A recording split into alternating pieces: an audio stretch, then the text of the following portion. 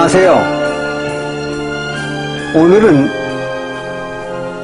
성령, 즉 생명수입니다. 그 성령을 언제, 누가, 또 누구에게 주는가 하는 문제를 가지고 오늘 말씀을 나눠보겠습니다. 이 성령이라고도 하고 또 생명수라고도 하는 이것은 하나님의 백성들이 영혼의 구원을 받는데 절대적인 조건입니다. 그건 여러분도 잘 아시잖아요. 무엇보다도 아주 중대한 일입니다.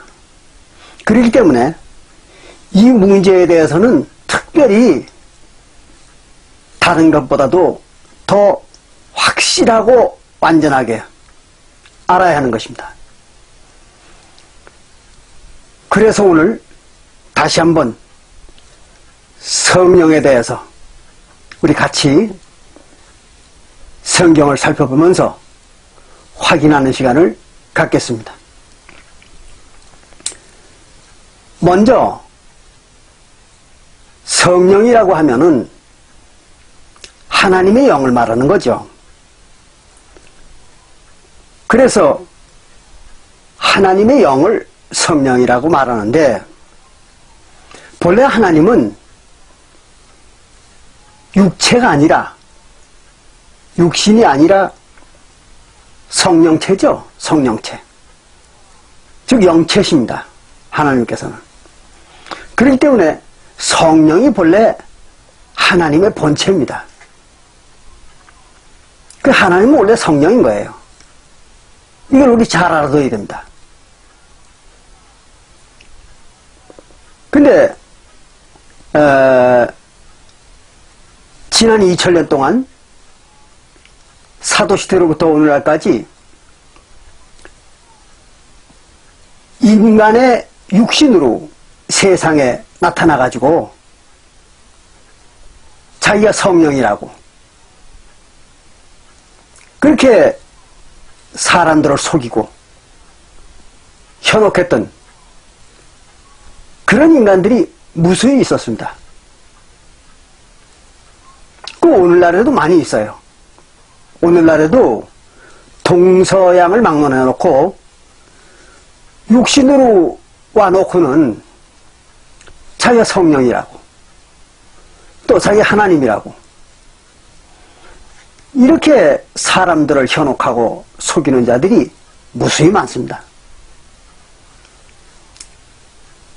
그 왜 그런가 하면 뭐 대충 아시지만 여러분들도 사람들에게 자기를 성령이라느니 또는 하나님이라느니 이렇게 해가지고 속이면 그 말에 속아 넘어간 자들이 그 사람의 종이 되는 거예요. 노예가 되는 겁니다. 그래가지고 모든 걸 다 바치는 거예요.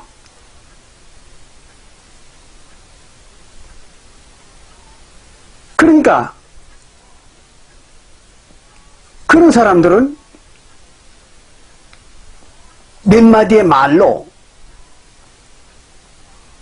사람들을 속여가지고 그저 엄청난 재물과 또 영달을 얻게 되잖아요. 그러니까 그런 사람들이 많이 생기는 겁니다. 근데 사람들은 또 어리석은 백성들은 그런 거 속임수에 넘어가가지고 자기 귀중한 인생을 다 바치고 희생을 하는 일이 엄청 많습니다. 지금도 전 세계에서 그런 속임수에 넘어가가지고 자기 인생을 바치는 사람들의 숫자가 상상을 초월합니다. 엄청난 사람들이 그런 데 속아가지고 자기 인생을 낭비하고 있습니다. 자, 그래서 우리가 그 성령이라고 하는 것에 대한 확실한 지식이 없기 때문에 그런 그 엄청난 재앙을 받는 겁니다. 그래서 우리가 오늘은 이 성령에 대해서 확실히 알아보는 시간을 갖겠습니다. 성령을 일명 또 생명수라고도 그러죠. 또는 생수, 생명수, 그건 똑같은 얘기입니다. 그래서 지난 시간에도 우리가 같이 살펴보셨습니다마는 요한복음 7장 37절부터 39절에 예수님이 유대인들에게 이런 말을 하잖아요. 내게로 와서 목마른 자들은 다 생수를 마셔라. 그러면 너희들의 배에서 생수의 강이 흘러나리라. 그랬어요. 그러면 그 뒤에 기록하기를 이것은 그랬어요. 그 예수님이 생수라고 하는 그 말은 예수를 믿는 자들이 받을 성령을 말씀하신 것이다. 그랬어요. 그러니까 생수라고도 하고 생명수라고도 하는 것은 성령을 말하는 겁니다. 또 성령을 갖다가 욥기 33장 4절과 욥기 33장 4절과 시편 33장 6절 또는 창세기 2장 7절에 보면은 창세기 2장 7절에 보면 기운이라고 하나님의 기운이라고 이렇게 또 기록도 했습니다. 하나님의 기운 같은 얘기입니다. 그리고 또 열왕기상 22장 24절에는요 하나님의 영, 즉 여호와의 영 그렇게도 말했습니다. 같은 말입니다. 성령, 여호와의 영. 또는 사무엘상 10장 10절에 보면 거기는 하나님의 신 그렇게도 말했습니다. 똑같은 얘기죠. 하나님의 영, 하나님의 신 똑같은 얘기입니다. 그런데 우리가 여기서 꼭 짚고 넘어가야 될 문제가 있습니다. 사람들은 대개 성령 그러면 하나님의 영, 성령 그러면 그것이 굉장히 좋은 걸로 생각해요. 하나님이 성령을 받았다. 그러면 아주 엄청 좋은 걸로만 생각합니다. 그리고 성령을 받으면 영생하는 생명이 된다. 또 구원을 받았다. 이렇게 생각을 해요. 물론 맞는 얘기입니다. 성령을 받아야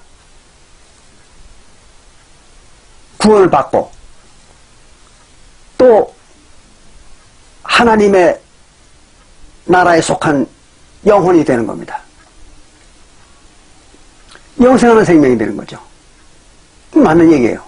그러나 거기에서 우리가 한 가지 꼭 조심해야 될 것은 성령이 반드시 사람을 영생하게 하고 또 유익하게만 하는 건 절대 아닙니다.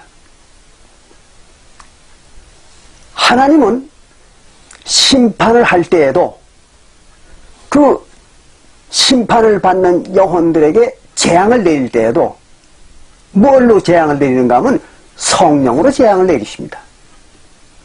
이거 잘 기억해 두셔야 돼요. 그리고 성령이라는 건 사람들에게 생명을 주고 즉 하늘에 속한 생명을 주기도 하고 또는 좋은 은혜를 베풀기도 합니다. 그런가 하면 반면에 심판을 받을 자들에게는요 그 성령으로 말미암아 심판을 받게 합니다. 그리고 그 영혼이 죽도록 만듭니다. 그것도 다 성령이 하는 일입니다. 아마 어떤 분들은 이 얘기는 처음 들으시는 얘기일 거예요. 예. 그러나 이사야서 40장 7절을 한번 읽어보십시오. 여러분들이 나중에 이사야서 40장 7절에 그러면 거기에는 하나님께서 자기의 영으로 그 말이에요. 하나님의 영, 그것으로 모든 생물을 죽인다. 그렇게 나와 있습니다. 이 하나님의 영이 좋은 것만은 아닙니다. 심판을 받을 자들에게는 그게 무서운 재앙이 되는 겁니다. 이거 잘 기억하셔야 돼요. 그래서 성령을 갖다 불이라고도 그러죠. 불. 불을 받는다. 그러면 기독교를 믿는 사람들은 그런 얘기 따로 들어보실 거예요. 뭐 기도원에 갔다가 또는 무슨 부흥회에 갔다가 불을 받았다. 성령의 불을 받았다. 그런 얘기 하는 거 들었을 겁니다. 그 성령을 불이라고도 그럽니다. 그 하나님의 말씀의 불이라고 그래요.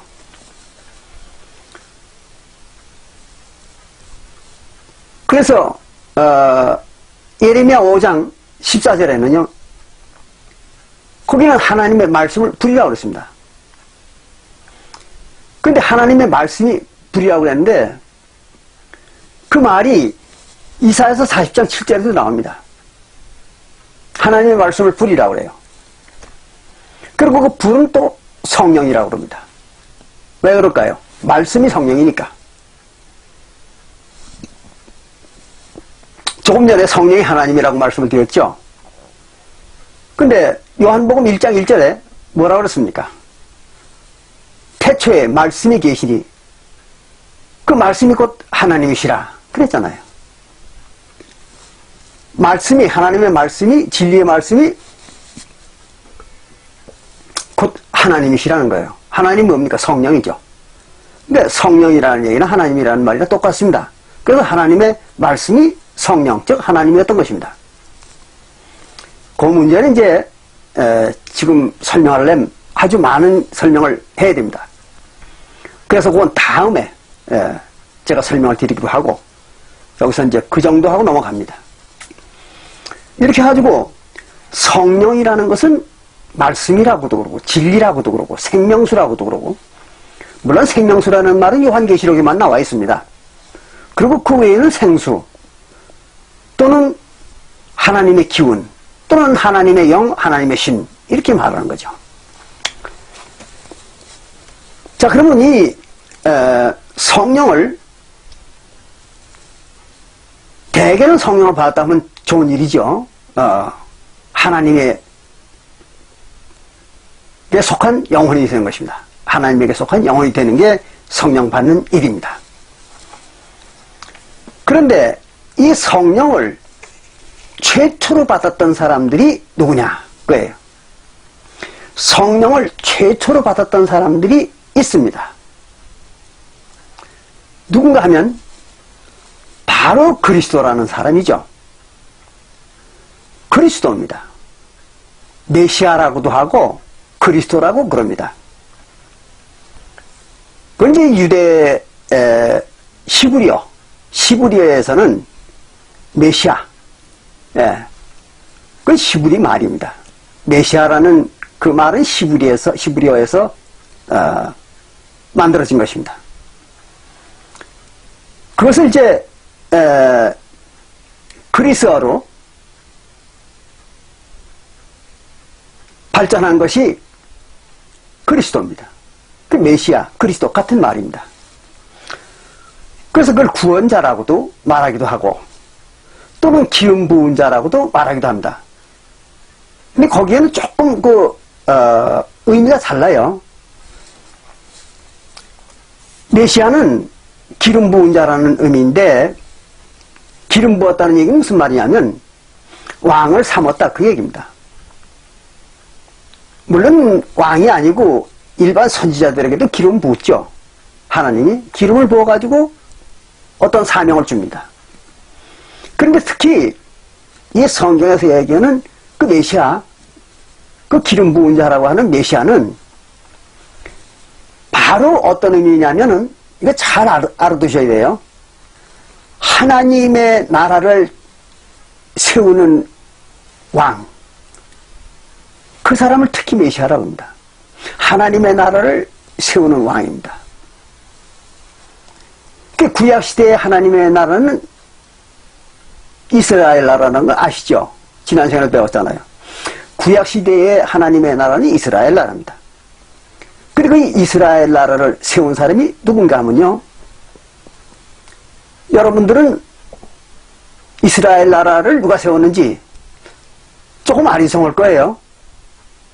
어떻게 보면 모세도 같고, 또 어떻게 생각하면 아브라함도 같고, 그런 생각이 들겠죠. 그러나 사실은 이스라엘 나라를 처음으로 창건한 사람, 이스라엘 나라와 이스라엘 백성들을 처음으로 창건한 사람은 모세도 아니고 또 아브라함도 아닙니다. 이삭입니다. 이삭이 구약 이스라엘 나라를 만들었습니다. 즉 이스라엘 백성을 만들고 이스라엘 나라를 만든 겁니다. 그 이삭입니다. 그래서 이삭을 메시아라고, 즉 그리스도라고 이렇게 얘기한 거예요. 여러분들이 지난번에 한번 저와 같이 이삭이 그리스도라는 성경 구절을 한번 살펴보셨죠? 갈라디아서 3장 16절. 그렇죠? 갈라디아서 3장 16절에 보면 아브라함의 모든 자녀를 다 하나님과 씨라하지 아니하시고 그랬죠? 아브라함의 모든 자녀를 그의 씨라하지 아니하시고 하나님께서 오직 그 중에 하나를 알겠습니다. 하나가 누굽니까? 이삭이죠. 그 하나를 씨라하셨으니 곧 그리스도라 그랬잖아요. 그게 누굽니까? 이삭이죠. 이삭이 그리스도라는 의미죠. 그 말이 또 요한복음 8장 56절에도 예수님이 또 그런 말 했어요. 내가 아브라함 때 태어났다. 예수님이 그랬죠. 그래서 아브라함이 내가 태어날 때를 기쁘게 기다리다가 태어나는 걸 보고 즐거워하였느니라. 그래가지고 유대인들하고 말씨름을 하는 장면이 나오죠. 그겁니다. 그래서 이삭이 결국은 이제 하나님입니다. 하나님이 이제 그 성령이죠. 성령이 아브라함의 아내 사라에게서, 사라의 몸을 통해서 태어난 겁니다. 예수님이 마리아의 몸을 통해서 세상에 나타나셨듯이 이삭도 그렇게 나타난 겁니다. 잘 안 믿어지실는지는 모르겠습니다만은 당시에 창세기 18장에 보면은 11절부터 14절에 나오죠. 하나님께서 아브라함과 사라에게 이렇게 말하죠. 하나님에게 능치 못할 일이 있겠느냐? 하나님 불가능한 일이 있겠느냐 이거예요. 뭐든지 할 수 있다는 얘기죠. 그러면서 뭐라 그러냐면 내가 기한이 될 때에 내게 돌아오리니 그랬어요. 아브라함한테로 오겠다는 거예요. 언제? 1년 후에. 1년 후에 내가 아브라함에게로 오리라 그랬어요. 그러면서 내게 아들이 있으리니 그게 이삭이다 그랬죠.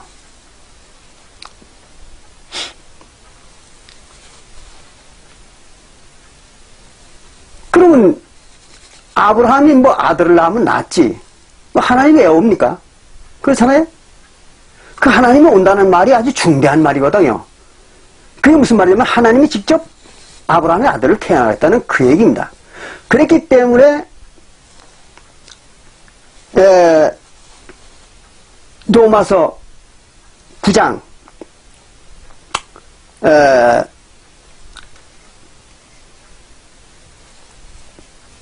로마서 9장 제가 얼른 지금 구절이 생각이 안 나서요. 예. 로마서 9장 7절부터 9절에 보면, 로마서 9장 7절부터 9절에 보면 거기 사도 바울이 이런 말을 기록해 놨죠. 아브라함의 씨가 다 그 자녀가 아니라 오직 이삭으로부터 난 자라야 내 씨라 칭하리니 그랬어요. 이삭으로부터 난 자라야 내 씨라 칭하리니, 칭하리 하셨으니 곧 육신의 자녀가 그랬어요. 아브라함의 육신의 자녀가 다 그 자녀가 아니라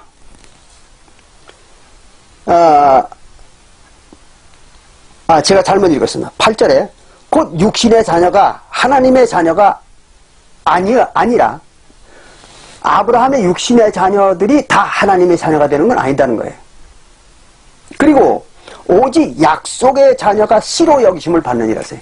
약속의 자녀. 그러니까 아브라함의 자손 중에서 아브라함의 육신으로 낳은 모든 자손들이 하나님의 자녀 노릇을 할 수 없다는 거예요. 그럼 누가 하나님의 자녀 노릇을 하는가 하면 약속으로 낳은 자녀라야 하나님의 자녀가 된다는 거죠. 그러면서 그 약속에 대해서 이렇게 얘기했습니다. 약속의 말씀은 이것이라.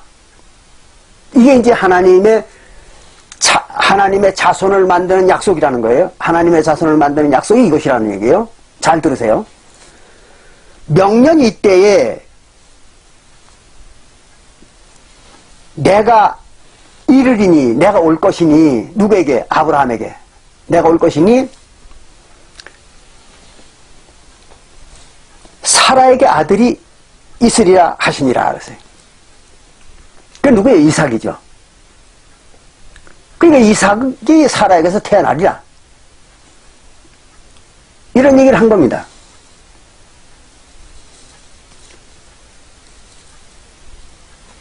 그게 약속의 얘기라는 거예요. 무슨 약속? 하나님의 자녀들을 만드는 약속이에요.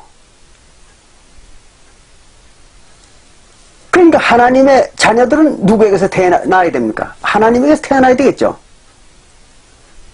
그래서 하나님이 세상에 오시겠다는 얘기를 이렇게 한 겁니다. 그래서 명년 이때 그 말은 그때에 내가 내게로 오리니, 아브라함에게 오리니 사라에게 아들이 있으리라.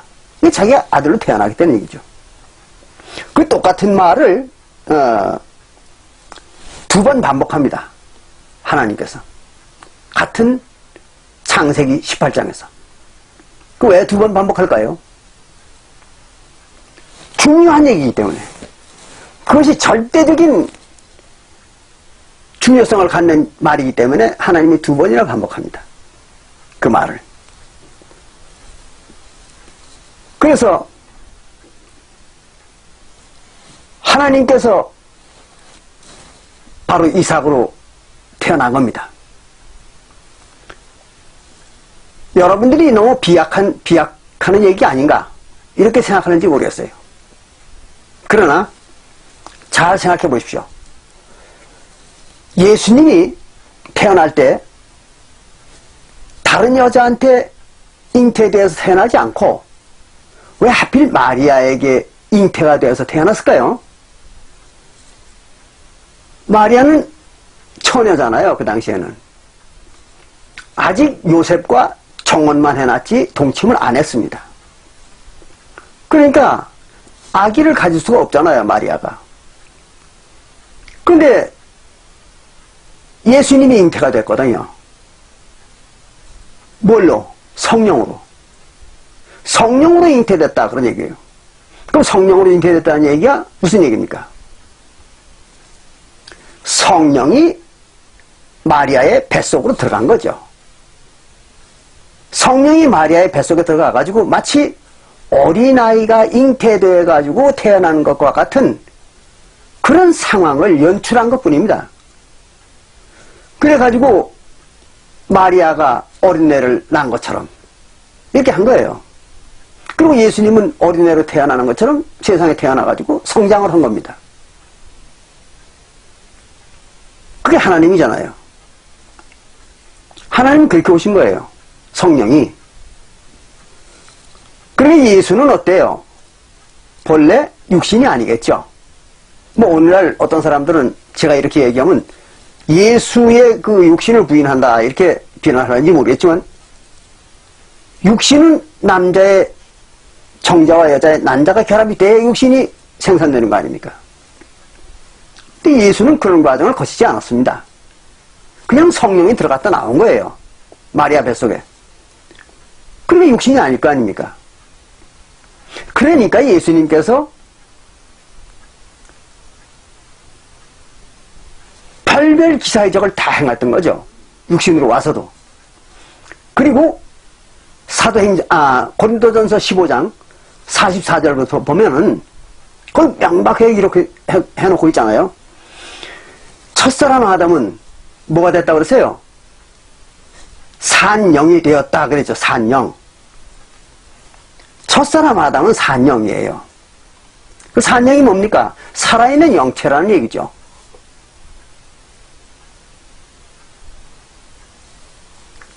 그러면 예수님은 육체가 아니었죠. 산영, 산영체죠. 그랬던 겁니다. 그와 마찬가지로 이삭이 태어날 때에도 사라가 이미 경수가 끊어졌다 그랬어요. 경수가 끊어진 겁니다. 그럼 아이를 낳을 수가 없잖아요. 그 경수가 끊어졌고, 아브라함도 99세예요.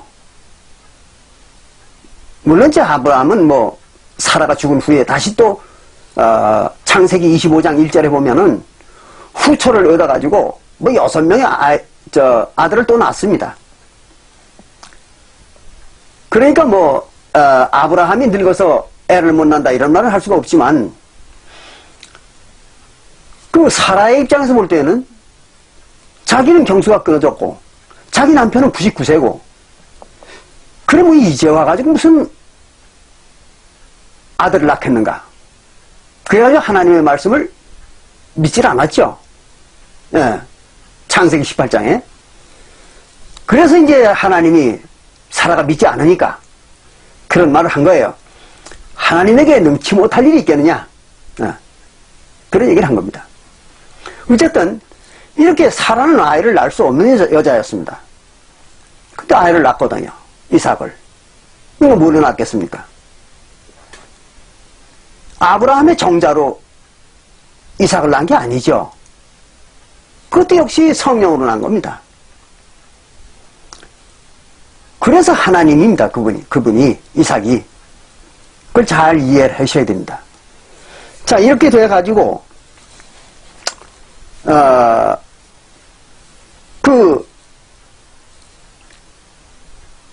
예수님도 그렇고 이삭도 그렇고 바로 성령으로 태어난 겁니다. 그걸 갖다가 그럼 둘 다 뭐라고요? 그리스도라고 했죠. 그리스도. 그럼 그리스도는 하나님이잖아요. 예수님도 그렇고 이삭도 그렇고. 이 일반 기독교 사람들은, 기독교 믿는 분들은 이삭이 그리스도라는 걸 절대 믿으려고 하지 않습니다.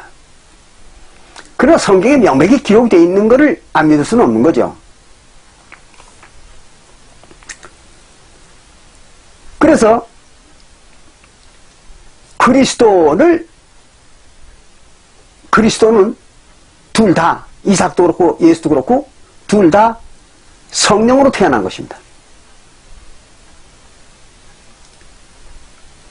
그것이 이제 창세기 2장 7절의 얘기가 바로 그 얘기입니다. 창세기 2장 7절에 하나님이 흙으로 사람을 지으시고 생기를 코에 불어넣으니 생명이 되었다. 그 말이 그 얘기입니다. 흙이 뭡니까? 흙으로 지었다. 사람을. 그럼 사람은 아브라함의 자손들, 즉 하나님과 언약한 백성들이죠. 하나님과 언약한 백성들을 갖다 흙이라고 그랬죠. 흙, 땅 또는 티끌, 진흙 뭐 이런 말로 비유한다고 공부를 했잖아요. 그래서 그 흙으로 지은 사람이 바로 아담이잖아요. 그리고 그 아담은 우리가 에베소서 5장 31절부터 32절을 보니까 그리스도라고 했잖아요. 그게 아담이. 그리고 그리스도는 알고 보니까 예수님과 또 이삭이죠. 이삭도 그리스도라고 성경에 나와 있지 않습니까? 그러니까 바로 창세기 2장 7절에 얘기하는 그 사람을 창조한 것이 바로 그리스도, 즉 아담을 창조한 거죠. 그리고 그 아담을 창조한 과정이 바로 그게 이제 그리스도를 만들었다는 얘기를 그렇게 기록한 겁니다. 비유를 통해서. 그러니까 그리스도는 예수님도 그렇고 이삭도 그렇고 아브라함의 자손으로 태어난 거 아니에요. 물론 사실인 것은 아니지만, 사실적인 것은 아니지만 명분상 그렇게 됐다는 얘기죠. 명분상 아브라함의 자손으로 태어난 거죠. 성령으로 잉태해가지고 태어났으니까 이삭도 그렇고 예수님도 그렇고 아브라함의 자손은 아니잖아요. 엄정히 따지면. 그러나 그 가문을 통해서 태어났으니까 명분상 아브라함의 자손이라 이렇게 말하는 겁니다. 그래서 아브라함의 자손이니까 그들은 뭐예요? 흙이죠. 흙. 네. 그래서 하나님과 백성 되기로 언약한 아브라함의 후손으로 태어난 겁니다. 이삭도 그렇고 예수님도 그렇고. 그래서 그들을 갖다가 흙으로 만들었다. 그렇게 표현한 겁니다. 그리고 이제 거기에다가 흙에다가 즉 아브라함의 자손에다가 뭘 넣었다고요? 성령, 즉 하나님의 기운이죠.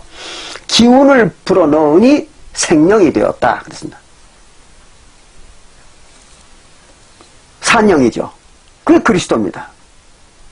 그러니까 최초로 성령을 받아서 태어난 사람이 누구예요? 그리스도죠. 예수님과 이삭. 그리고 그들이 뭐예요? 메시아죠. 그래서 나라를 창설한 창시자들입니다. 이삭은 구약교회의 백성들을 창시했죠. 자기가 만들었잖아요. 이삭으로부터 태어난 자들이 구약의 하나님의 백성들이었잖아요. 그래서 창세기 21장 12절에 보면 거기에 그런 말이 있잖아요. 이삭으로부터 난 자라야 아브라함의 씨라 여기리라 그랬어요. 그게 무슨 얘기입니까? 이삭으로부터 태어난 후손들이라야 아브라함과 언약한 그 하나님이 언약한 그 언약의 백성으로 인정하겠다는 거죠. 즉 하나님의 백성으로 인정하겠다는 거예요. 그래서 그게 뭡니까? 흙이죠. 흙이고 땅이고 진흙이고 그런 얘기입니다. 잘 아셔야 돼요. 이거를. 이걸 모르면 전혀 성경이 풀리질 않습니다. 자, 이렇게 보니까 처음으로 성령을 받았던 사람은, 즉 하나님의 백성은 바로 이제 이삭과 예수예요. 그리고 예수는 새 언약의 하나님의 나라, 이걸 창시했던 거죠. 예수님께서. 그래서 예수님은 성령으로 태어나서 성령을 가지고 하늘에 속한 하나님의 나라, 새 언약 교회죠. 그거를 만들었고, 이삭은 성령으로 태어났으나 육신의 모양으로 와가지고 육신의 하나님의 백성들, 즉 구약 백성들이죠. 그거를 번식을 시켜가지고 나라를 만들었고 그런 것입니다. 다시 말씀드립니다. 이게 아주 중요한 얘기니까 꼭 기억해 두세요. 이삭은 성령을 받아서 태어났지만 육신적인 이스라엘 백성, 즉 육신적인 하나님의 백성들의 나라를 창건한 메시아입니다. 그리고 예수님은 똑같이 이삭과 같이 성령으로 태어났지만 육신적인 하나님의 백성이 아니고 영적인 하나님의 백성의 나라, 즉 하늘에 속한 하나님의 백성의 나라인 새언약교회의 하나님의 백성들을 생산하고 그리고 그들로 하여금 하나님의 영적 하나님의 나라를 만들었던 거죠. 그래서 예수님은 영적 하나님의 나라의 창건자요 메시아인 겁니다. 그래서 이삭도 그리스도 즉 메시아였고 예수님도 그리스도 메시아였던 겁니다. 이거 잘 이해를 하시고 기억해 두셔야 됩니다. 자, 그게 처음입니다. 성령을 받아가지고 태어난 사람. 그 다음에 두 번째로 하나님의 백성들이 성령을 받는 일은 좀 특별하게 성령을 받았습니다. 어떻게 받았나 한번 보겠습니다. 먼저 이스라엘 백성들, 그러니까 이스라엘의 후손들입니다. 구약교회의 백성이었던 유대인들입니다. 유대인들이 예수님을 믿고 성령을 받았던 장면이, 최초로 성령을 받았던 장면이 나옵니다. 그게 어디에 나오는가 하면, 잘 들으세요. 아주 중대한 얘기입니다. 이게 여러분들이 잘 아시는 얘기인데도 불구하고 구분을 잘 못해요. 대부분에 보면. 기독교인들이 이거 잘 압니다, 이 얘기. 그런데도 이게 무슨 의미인지 이거 잘 구분 못해요. 그러니까 여러분들 잘 들어두세요. 사도행전, 지난번에도 말씀드렸지만 사도행전 1장 4절에 예수님이 그랬죠.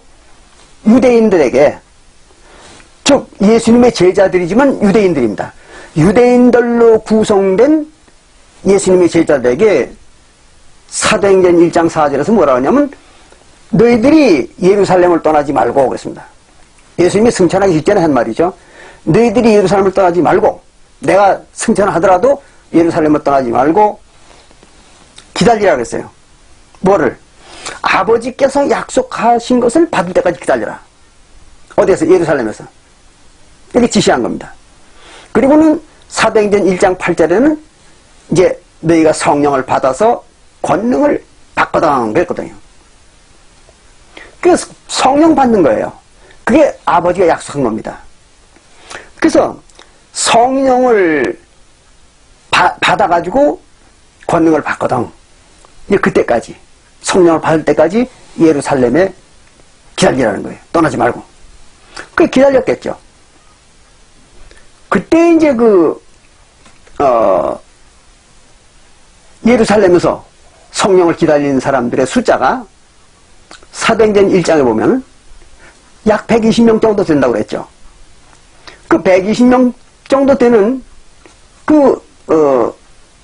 성도들이 예루살렘에서 기다린 거예요. 성령 받기를. 그랬다가 예수님이 승천하고 난 뒤에 한 열흘 후에 오순절이 됐죠. 그래서 오순절날 이제 예루살렘 성에 다 모였습니다. 제자들이. 그 당시에는 이제, 예수님이 부활하신 이후에 유대인들로 구성되어 있던 성도들은 거의 매일 모이다시피 했잖아요. 그래서 그날도 이제 오순절날 성전에 모여가지고 기도를 했던 겁니다. 모여서. 그런데 갑자기 사도행전 2장 1절부터 5절에 갑자기 하늘로부터 바람 같은 소리가 나고 불 같은 혀 같은 불빛이 비치는 듯 하더니 성령이 내려왔던 거죠. 그래서 거기 기도하던 120문도의 대부분이 다 거기서 성령을 받았던 거죠. 그게 오순절날 성령 부어주신 사건입니다. 자, 이때 우리 잘 생각해야 됩니다. 이때에 120명이 그 오순절날 성령을 받았는데 베드로를 의시해가지고 120명이 성령을 받았는데 그들이 거기에서 침례와 또 언약식, 즉 화목제의 피로 언약을 맺는 언약식을 행했을까요? 안 했을까요? 잘 생각해 보십시오.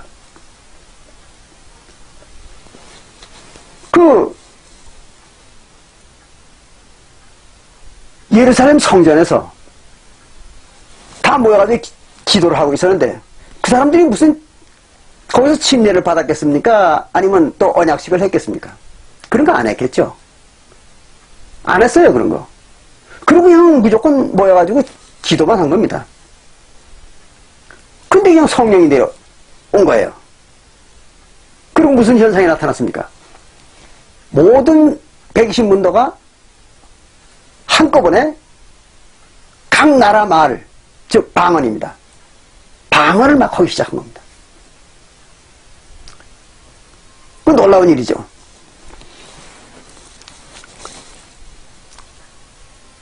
이게 이제 거기에 오순절을 지키러 많은 나라에서 모여들은 유대인들의 이민족들, 즉 디아스포라들입니다. 그 디아스포라들이 거기 쭉 모여왔는데 그 사람들이 그걸 구경하게 된 거죠. 깜짝 놀란 거예요. 아니, 이 사람들이 전부 갈릴리 사람들인데 어떻게 갈릴리 사람들이 이 많은 나라의 언어를 각자 하느냐 이거죠. 이 사람들이 그렇게 많은 나라의 언어를 배웠을 리가 없는데 지금 그 많은 나라의 언어를 다 하고 있다는 거죠. 그 놀란 거죠. 아, 저 사람들이 언제 우리 지방의 말을 배웠는가? 깜짝 놀란 겁니다. 그랬더니 이제 베드로가 거기서 1장 설교를 하죠. 이것은 그들이 무슨 그 나라에 가가지고 그 언어를 배워온 것이 아니라 바로 요엘이라는 선지자가 예언했던 것처럼 마지막 때에 그랬어요. 말세에 마지막 때에 즉 이스라엘 나라 마지막 때죠. 예. 뭐 오늘날 기독교 세계는 종말론과 다른 얘기입니다. 예. 이스라엘 나라의 역사가 끝나는 이 마지막 때, 사도시대죠. 이때에 나타나는 성령의 역사다. 그래서 그게 요엘서에 기록이 안 되어 있느냐? 하고 이제 1장 연설을 한 거예요. 그래 이제 놀란 거죠. 모든 사람들이. 그럼 여기서 우리가 꼭 이거를 확실하게 해야 될 말은 뭐냐 그러면 유대인들로 구성된 새언약의 성도들 120문도 제일 초기의 새언약교회 즉 사도교회의 성도들입니다. 120문도가 그들에게 성령이 내려질 때에 뭐가 없었냐? 침례와 언약식이 없었다는 거죠. 물론 예수님이 잡혀가시던 날 밤 6월절이죠. 잡혀가시던 날 밤에 12제자를 데리고 물론 이제 가룟 유다는 빠져나갔죠 중간에. 그러니까 11제자죠. 11제자를 데리고 언약식을 했었어요. 그 마태복음 26장 26절부터 28절에 나오죠. 지난번에 우리 같이 봤잖아요. 언약식을 했어요. 누가? 11제자만 11제자. 120문도 중에 11제자만 예수님이 언약식을 시킨 거예요. 그러니까 11제자는 언약식을 했겠지만 나머지 120문도의 대부분은 침례를 성령의 침례를 받지도 않았고 즉 침례 요한의 회개의 침례는 받았지 성령의 침례를 받지도 않았고 또 언약식을 행하지도 않은 사람들입니다. 아무것도 안 한 사람들이에요. 근데 무조건 그냥 그 속에 성령을 부어준 겁니다. 아주 중대한 일이기 때문에 여러분들 꼭 이거 기억해야 된다. 이게 바로 유대인들로 구성된 하나님의 백성들 즉 새언약의 성도들이 최초로 성령을 받는 장면이었던 것입니다.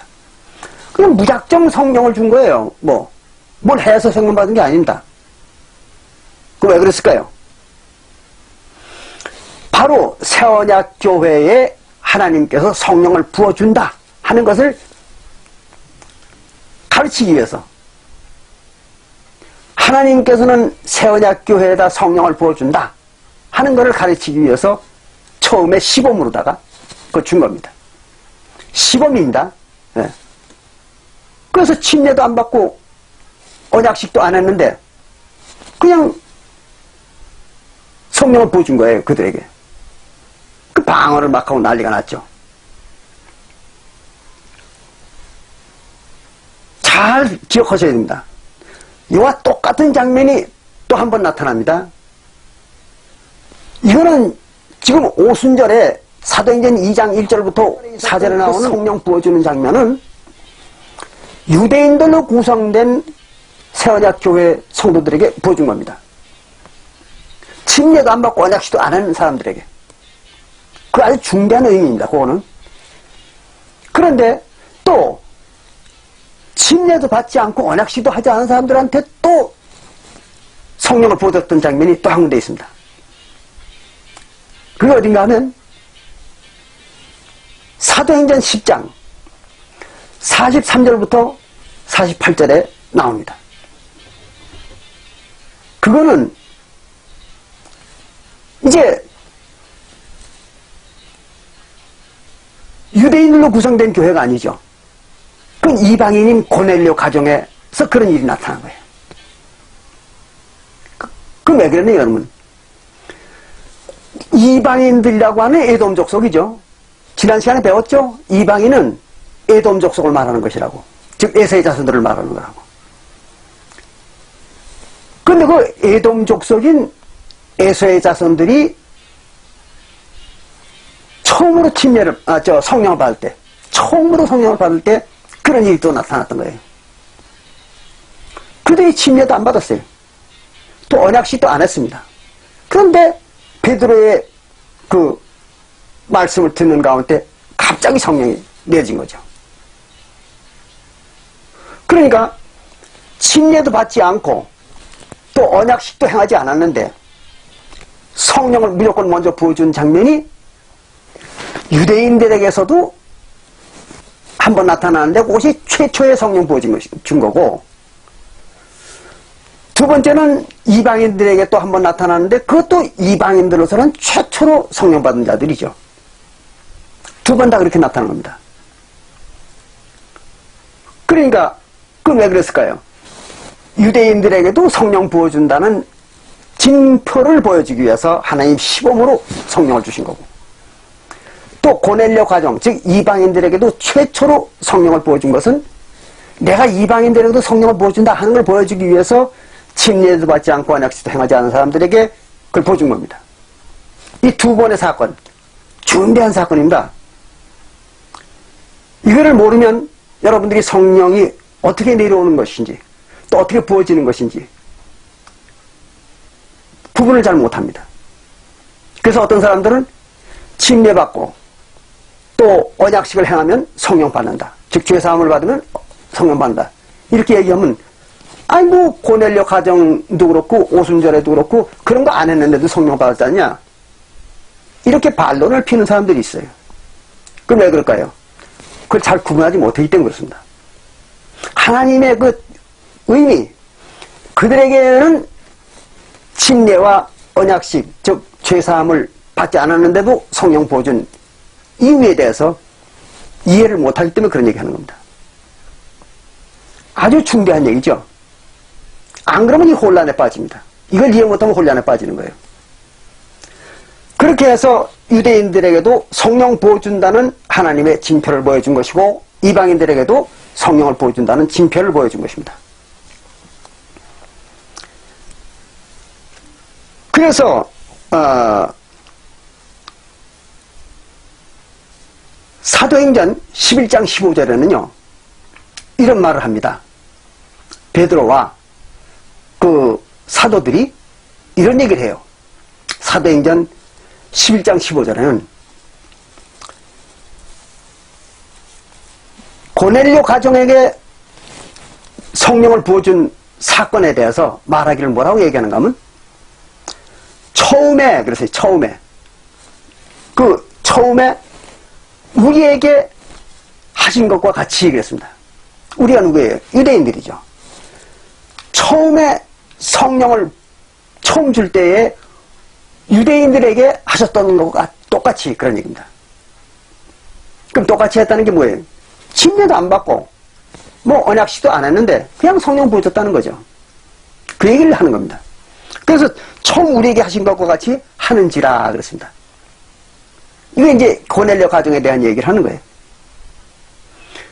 그러니까 유대인들로 구성된 새언약 교회에게 처음으로 했던 하나님의 역사와 같이 그렇게 이방인에게도 처음에는 그렇게 역사했다는 거죠. 성령을 그렇게 보여준 겁니다. 그래가지고 사도행전 11장 18절에 이방인에게도 그렇습니다. 이방인에게도 생명을 얻는 회개를 주셨다 그랬습니다. 생명을 얻는 회개를 주셨다. 성령 주셨다는 얘기죠.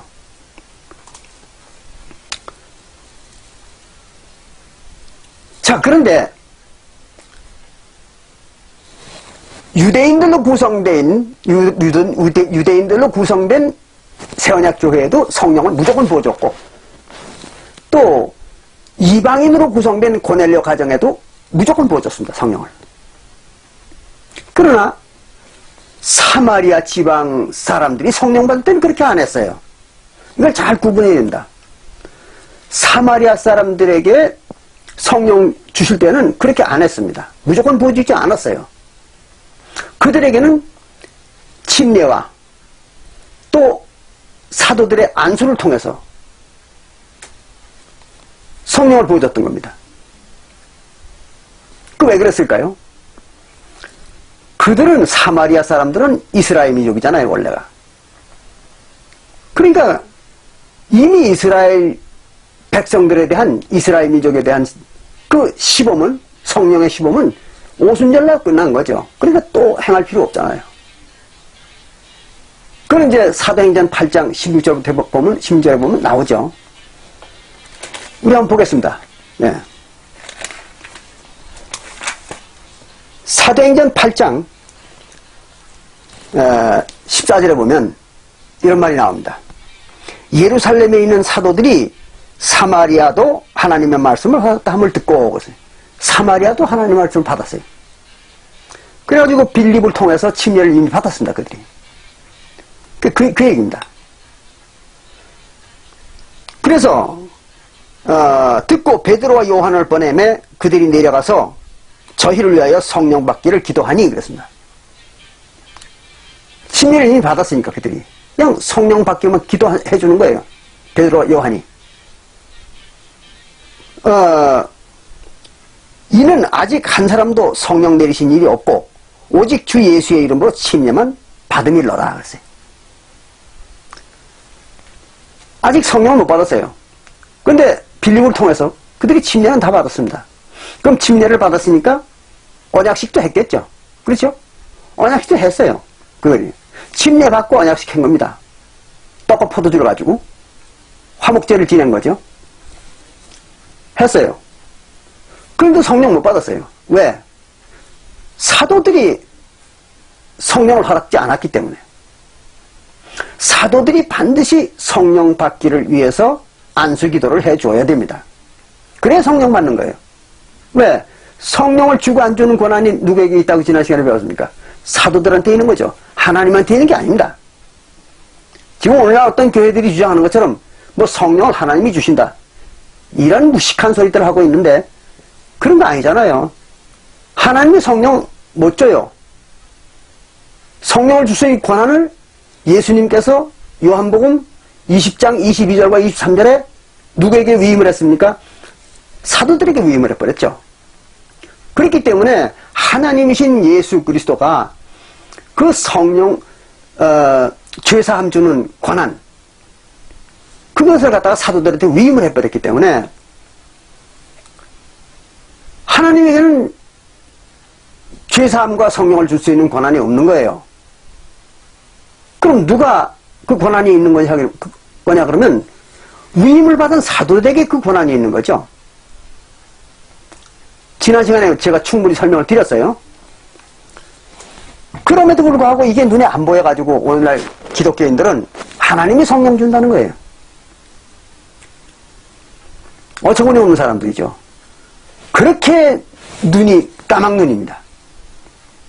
들어도 몰라요, 그 사람들은. 뭐가 없습니까? 지혜와 총명이 없는 겁니다, 그들에게는. 성경에 분명히 기록되어 있는데 이거 보고도 이해를 못하는 겁니다. 자, 그래가지고 주 예수 이름으로 침례만 받음일 뿐이더라 그랬어요. 사마리아 지방 사람들이. 그리고 그 뒤에 17절에 뭐라 하냐면 이에 두 사도가 베드로와 요한이 사도가 저희에게 안수하며 그래서 저희에게 안수를 하니까 성령을 받는지라 그랬어요. 그제서야 비로소 성령을 받았다는 거예요. 사마리아 사람들이. 이렇게 성경에 기록이 되어 있는데도 성령을 하나님이 주시는 거예요? 아니잖아요. 사도들이 주는 거잖아요, 성령은. 잘 기억하셔야 돼요. 그래야지 무슨 하나님이 성령 준다고 사람들 속이고 뭐 저가 하나님이라고 이러고 사람들을 속여가지고 돈 뺏고 몸 뺏고 다 뺏는 사람들, 그런 사기꾼들한테 당하지 않으려면 이런 확실한 성경을 이해해야 됩니다. 이거 이해 못하면요, 여러분들 인생은 여러분들 게 아닙니다. 명심하세요. 자, 이렇게 해가지고 사마리아도 성령을 그냥 안 줬어요. 반드시 침례와 언약식을 해야만 성령 받았던 거예요. 사도들의 안수 기도를 통해서 성령 받는 법은 그런 법입니다. 그렇게 받는 겁니다. 정식으로 받는 거는. 그런데 유대인들이 처음 성령 받은 건 그렇게 안 받았죠. 무작정 그냥 성령을 부어준 겁니다, 하나님이.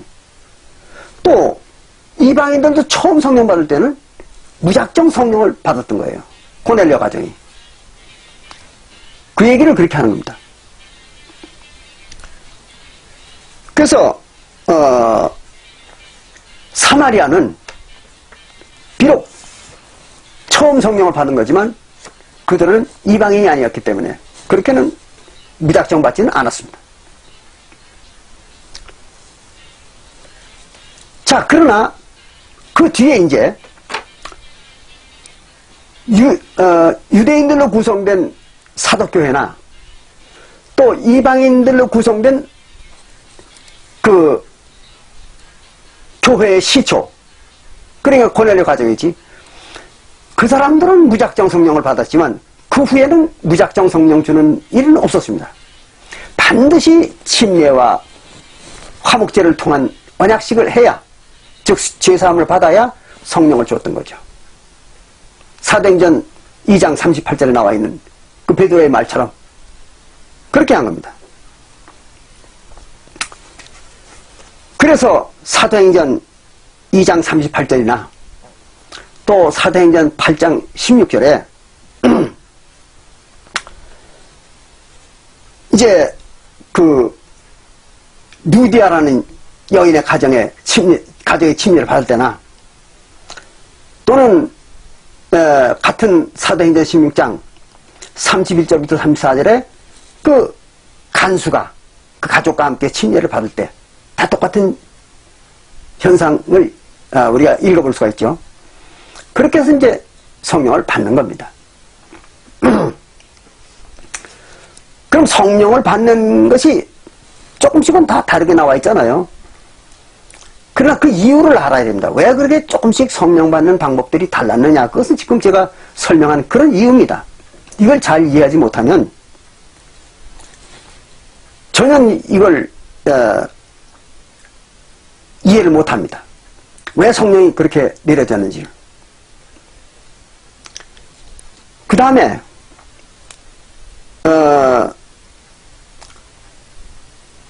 이제 성령을 받으면 어떻게 되는가? 요즘 보면 성령 받았다는 사람 많아요. 뭐 구원 받았다는 사람도 많고 성령 받았다는 사람 많습니다. 많은데 성령은 받으면요 반드시 표적이 나타나게 되어 있습니다. 성령을 받았다. 그럼 표적이 나타나야 돼요. 표적도 없는 성령은 성령이 아닙니다.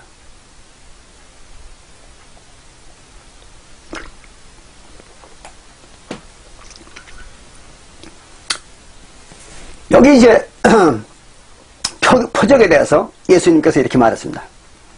마가복음 16장 17절부터 18절에 보면 예수님이 성령 받은 사람들의 징조, 표적입니다. 에 대해서 뭐라고 했냐면 이렇게 했어요. 믿는 자는 침례를 받으면 그 말입니다. 표적이 따르리니 징조가 나타난다는 거죠. 어떤 징조인가 하면 곧 저희가 그 예수를 믿고 침례 받은 사람들 그들이 예수의 이름으로 귀신을 쫓아내며 예수의 이름으로 귀신을 쫓아내는 거예요. 또 새 방언을 말하며 배우지도 않은 외국 방언을 하는 겁니다. 말하며 뱀도 집어요. 뱀도 마음대로 집으며 사도 바울이 로마로 잡혀가던 배 위에서 풍랑을 만났을 때 그때 나무를 집는다고 집은 것이 뱀을 잡았던 일이 있었죠. 여러분들 읽어보셨을 거예요. 그래서 그 원주민들이 깜짝 놀랐습니다. 저 뱀은 독이 엄청 강해서 틀림없이 저 뱀한테 물렸으니까 저 사람은 죽는다. 이렇게 생각했는데 멀쩡했잖아요. 바울이. 그러니까 사람들이 바울을 갖다가 이 사람은 신이구나. 그래서 신으로 모시려고 그랬던 거죠. 그런 장면 여러분들 읽어본 기억이 나죠? 뱀을 집어서 뱀이 깨물어도 끄떡없는 겁니다. 아무 이상이 없는 거예요. 그런 현상이 나타나며 또 무슨 독을 마실지라도 해를 받지 아니하며 독을 먹어도 해를 전혀 받지 않는다 이거죠. 그런 현상도 나타난다는 거예요. 또 병든 자에게 손을 얹은 즉 병이 나으리라 그랬어요. 병자에게 손을 얹으면 병이 즉시 낫는 거예요. 그래서 베드로가 예루살렘 성에 올라가다가 그 안진뱅이 된 자를 그 자리에서 즉시 고쳐준 일을 여러분들이 읽어봤을 거예요. 또 죽은 송장도 베드로가 살려놨고 각종 병자들을 다 고쳐줬던 거 성경에서 많이 읽어보셨죠? 그럼 베드로만 그런 게 아니고 뭐 빌립도 그 사도행전 8장에 보면 그 사마리아 지방에 가가지고 엄청난 능력을 행하고 돌아다녔다고 기록이 나옵니다. 많은 사람의 병 고치고. 그건 뭐 바울도 그랬고 사도교회 사도들이나 성도들이 그런 일을 무수히 했잖아요. 그 얘기입니다. 근데 오늘날 어때요? 성령 받았다는 사람들이 적어도 자기네 교회에 성령을 받았다 그렇게 얘기하려면 그 교회 목사나 교인들 중에서 뭐 농약이라도 한 사발 먹는 걸 보여줘야 될 거 아니에요. 또 독사에게 한번 물려도 끄떡없는 모습을 좀 보여줘야죠. 그렇지 않습니까? 그런 거 하는 게 없어요. 또 뭐 요즘 보면 기독교인들 방언한다고. 그 방언이 아니죠. 그거는 여기서 성경에서 얘기하는 방언은요 외국 말을 말하는 거예요. 다른 지방의 말. 근데 지방의 말도 아니고 뭐 그 짐승의 소리 같은 거를 하면서 그걸 방언이라고 이렇게 사람들을 속이잖아요. 황당한 인간들입니다. 또 뭐 어떤 교회는요, 뭐 방언을 자기네 교회도 한다고 말은 하긴 해야 되겠는데, 방언하는 사람이 없으니까 체면에 안 섰던 모양이죠. 그 또 짐승의 소리라도 좀 하려니까 또 그것도 안 나왔던가 봐요. 아마 그 교회는 짐승의 소리도 안 나오고 이러니까 체면이 안 서잖아요.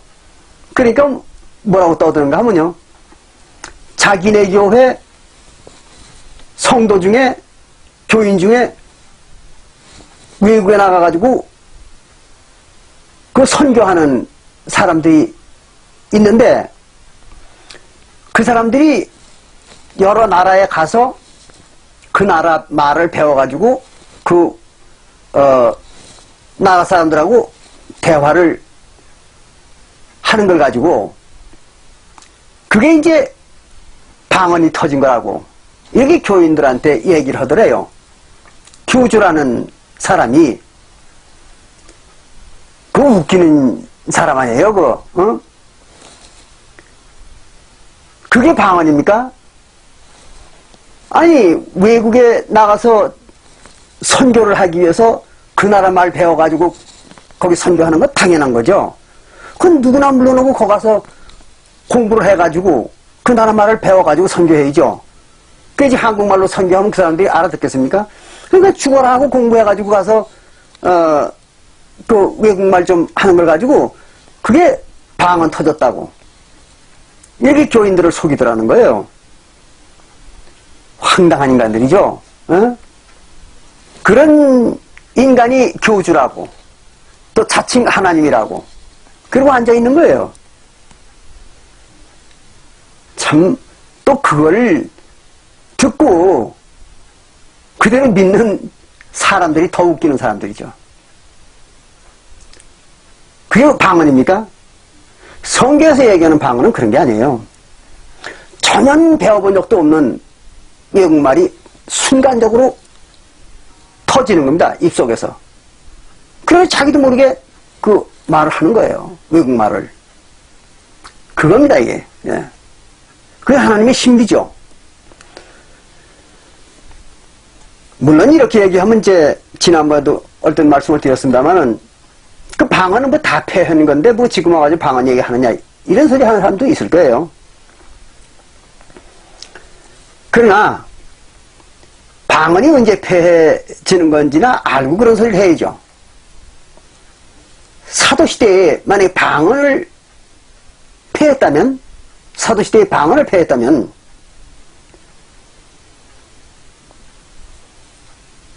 여기 우리가 고린도전서 14장 39절부터 40절에 이런 말이 나와 있어요. 고린도전서 14장 39절 40절에 바울이 그렇게 성도들한테 편지를 했어요. 뭐라고 했냐면 예언하기를 사모하며 그랬어요. 예언하기를 사모하며 방언 말하기를 금지하지 말라 그랬어요. 방언 말하는 걸 금지하지 말라는 거예요. 고린도 교회에다 한 편지예요. 모든 것은 적당히 하고 질서대로 해라. 예언이나 방언을 적당히 질서대로 하지 그걸 금하지 말라는 얘기예요. 그럼 이거 방언 폐한 겁니까? 아니잖아요. 사도교회 때 방언 폐한 게 아닙니다. 그럼 언제 폐했냐? 잘 들어보세요. 고린도전서 13장 8절부터 10절에 보면 그건 이렇게, 지난번에 한번 읽었죠. 사랑은 언제까지든지 떨어지지 아니하나 사랑은 항상 있을 것이지만 예언도 폐하고 방언도 그치고 지식도 폐하리라 그랬어요. 언제? 시기가 있는 겁니다. 아무 때나 폐하는 게 아닙니다. 언제 폐하느냐면 온전한 것이 올 때에는 그랬어요. 온전한 것이 올 때에는, 그 말은 구원이 완전해지거든 그런 얘기입니다. 구원이 완전해질 때에, 그때에 부분적으로 하던 것이 다 폐하리라 그랬어요. 그럼 구원이 완전해진 건 언제입니까? 서기 70년입니다. 사도교회의 마지막 때, 즉 유대나라의 마지막과 사도교회의 마지막은 동일하게 70년이죠. 서기 70년. 그때를 말하는 거예요. 왜 그러냐? 사독교회가 없어지기 전에는 무엇이 있었습니까? 성령 회방죄라는 게 있었잖아요. 사독교회에는. 예언약은 다 폐했지만, 모세율법은 다 폐했지만, 그럼 모세율법을 범해서 죄를 짓는 일은 없겠죠. 그걸 다 폐했으니까 예수님이 로마서 10장 4절에 율법의 마침이라. 예수님이 율법을 모세율법 맞춰버렸어요. 끝냈어요. 그러니까 그 율법을 범하는 죄는 존재할 수가 없죠. 그건 다 죄사함 받았으니까. 근데 그거 말고 사독교회에만 있던 특별한 죄가 하나 있었습니다. 그건 사독교회가 끝날 때까지 있었던 죄예요. 뭔지 아십니까? 성령 회방죄입니다. 그럼 그 성령 회방죄라는 건 뭐냐? 그러면 마태복음 12장 31절부터 42절에 보면 성령 회방죄에 대해서 이렇게 말하고 있죠. 성령을 회방하는 자와 성령을 거역하는 자는 이 세상과 오는 세상에도 사함을 받지 못하리라 그랬잖아요. 그러면 영원히 사함을 못 받는다는 거예요. 뭐가? 성령을 회방하고 성령을 거역하는 자. 그런 죄가 있었던 거예요. 그거는 성령에 대한 죄이기 때문에 사도시대에 끝날 때까지 있었던 죄입니다. 그럼 성령의 회방과 성령을 거역하는 죄는 뭐냐 그러면 잘 들어보세요. 히브리서 10장 26절부터 27절에 거기 설명이 있습니다. 사도 바울이 히브리서 10장 26절과 27절에다가 그걸 설명해 놨습니다. 성령 회방죄가 어떤 것이다. 자, 어떤 건가 보십시오. 거기 이렇게 말했어요. 진리를 아는 지식을 받고 그랬습니다. 진리가 뭡니까? 새 언약의 법이죠. 그리스도의 법. 그거를 받고 그 말입니다. 그럼 그걸 받았다는 건 뭐예요? 구원 이미 받은 거죠, 이 사람은. 구원을 받은 거예요. 성령 받은 겁니다. 성령을 받고 그런 얘기예요. 예. 근데 그 성령을 받은 게 뭐예요? 진리를 아는 지식. 새 언약의 지식입니다. 그리스도의 법. 그거를 받고 짐짓 죄를 범한 즉 그거를 알면서도 죄를 범했어요. 그럼 조금 전에도 말씀드린 것처럼 모세율법을 범하는 죄는 이미 끝났습니다. 사도시대에. 다 용서함 받았으니까, 죄사함 받았으니까. 근데 꼭 이 성령 회방죄만은 존속이 됐던 거예요. 사도교회가 끝날 때까지. 그래서 진리를 아는 지식, 새 언약의 그리스도의 지식을 다 배우고 그걸 지켜가지고 성령까지 받았어요. 구원까지 받아놓고 성령까지 받아놓고 그리고 또 죄를 졌어요. 무슨 죄? 성령 회방죄죠. 근데 그게 뭡니까? 진리를 받은 것을 범했다는 얘기죠. 그러니까 새 언약의 지식을 범했다는 거예요. 그걸 부인하고 그걸 거역했던 겁니다. 침례받고 죄사함 받아가지고 성령 받는 거 이거를 부인하고 그걸 거역했던 겁니다. 그래서 다시 할례 받고 또 절기 지키고 월작 지키고 안식일 지켰던 거예요. 그러면서 침례받고 새언약 화목제 지키고 그렇게 해서 성령을 받은 거 그걸 부인하는 거예요. 그리고는 유대인들처럼 다시 할례 받고 또 절기 지키고 월삭 지키고 안식일 지키고 이래야 된다고 고집을 피우던 사람들. 그게 뭡니까? 바로 새언약의 진리를 거역한 거죠. 성령의 진리를 거역한 겁니다. 그게 성령을 거역한 거예요. 성령을 부인하고. 그것입니다. 그렇게 한즉 다시 속죄하는 제사가 없고 오직 심판을 기다리는 길밖에 없다 그랬어요. 히브리서 10장 26절과 27절. 그 설명이잖아요. 성령 해방죄에 대한. 이렇게 해서 사도시대에는 성령 해방죄라는 게 있었던 거예요. 그래서 성령을 소멸한 죄를 졌다. 그런 얘기를 이제 데살로니가 전서 2장에도 나와 있죠. 예. 그럼 이와 같이 성령 회방죄라는 게 있었기 때문에 완전함은 얻진 못했던 거죠. 사도교회가 언제까지? 끝날 때까지. 그래서 끝까지 견디는 자가 구원을 얻는다. 그렇게 얘기한 겁니다. 그래서 성령이 이제 성령 회방죄가 없어지는, 폐해지는 그때가 언제입니까? 사도교회가 끝나는 때죠. 서기 70년. 그때 폐해지는 거예요. 방언도 그렇고 지식도 그렇고 다 그때 폐해지는 겁니다. 그런 거지 뭐 사도교회 중간에 폐해진 게 아니에요. 그때 폐해진 거예요. 그리고 물론 오늘날에는 해당이 없습니다. 왜? 오늘은 구원도 없으니까. 오늘날에는 구원도 없고 성령 주는 일도 없잖아요. 오늘날에는. 그러니까 뭐 오늘날에 무슨 성령 해방죄라는 게 뭐 있겠습니까? 존재할 수가 없는 거죠.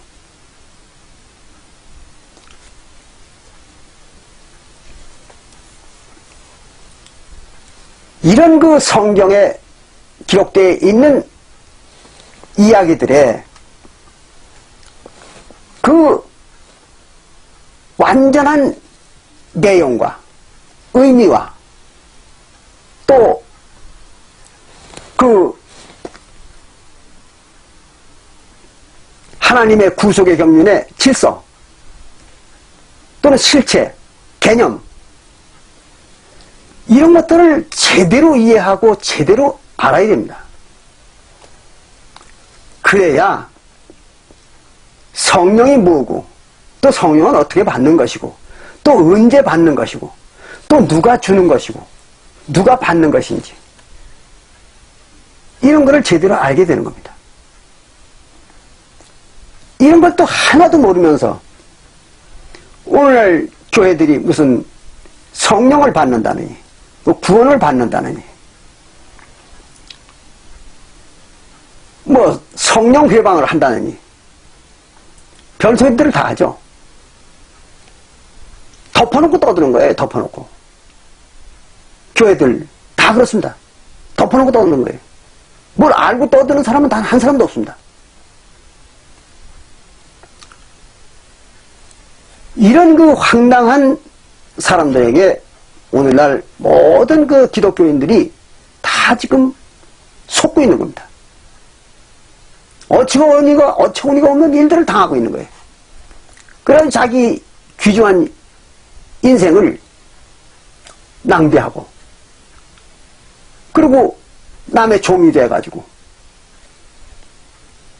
무의미한 인생을 살다가 죽어가는 거예요. 그러면서 마음속으로는 천국 간다고. 그게 천국의 가치입니까? 그래가지고 천국은 그렇게 가는 게 아닙니다. 아무렇게나 믿고 아무렇게나 해가지고 천국 간다면 뭐 개나 소나 돼지나 다 가겠죠. 뭐 그렇잖아요. 뭐 꼭 교회 갈 필요도 없잖아요. 아무렇게나 믿을 바에는 뭐 교회 가가지고 돈 바치고 뭐 몸 바치고 할 필요 없잖아요. 그냥 아무렇게나 믿는 거죠. 근데 그 교회 가가지고 그 뭐 하는 겁니까? 아무렇게나 믿을 바에는. 그래서 우리는 성경을 철두철미하게 연구하고 또 사실을 추구하고 그리고 내용을 탐구해서 분석하고 대조해보고 확인해보고 또 확인해보고 이렇게 해서 정확한 의미들을 깨달아야 되는 것입니다. 그래가지고 하나님을 믿는 그 믿음도 정확하고 확실해야지 조금만 틀리기 시작하면 나중에는 걷잡을 수 없이 틀리는 지경에 이르고 거짓말로 일관하게 되는 것입니다. 거짓말은 하면 할수록 어떻게 됩니까? 자꾸 많아지죠. 그래서 더 많은 거짓말을 자꾸 하게 되는 겁니다. 그러니까 오늘날에는 기독교가 어때요? 지난번에 제가 말씀드린 것처럼 한 가지부터 1000가지, 10,000가지까지 다 거짓말이잖아요. 단 한 가지도 거짓말 아닌 게 없잖아요. 왜 그래요? 거짓말을 지난 2000년 동안 해왔으니까 얼마나 거짓말이 늘어났겠습니까? 그래서 거짓말 천국이 된 것입니다. 기독교는.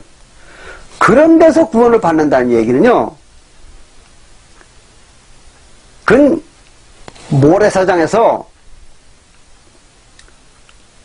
감람나무가 자란다는 얘기와 똑같은 얘기입니다. 그 말이 되는 얘기입니까?